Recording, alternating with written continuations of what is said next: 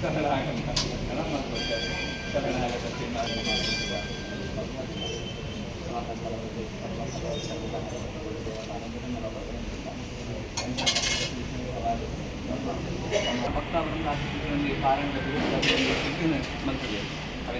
ಕೈ ಕಾರ್ಯಕ್ರಮವನ್ನು ನಿಂತು ದೇವತಾ ಅನುಗ್ರಹದ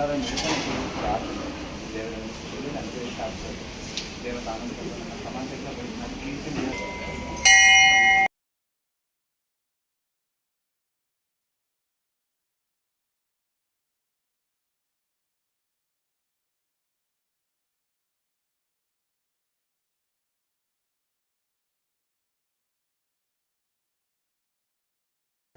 ಜನ್ಮದಿನ ಇವತ್ತು.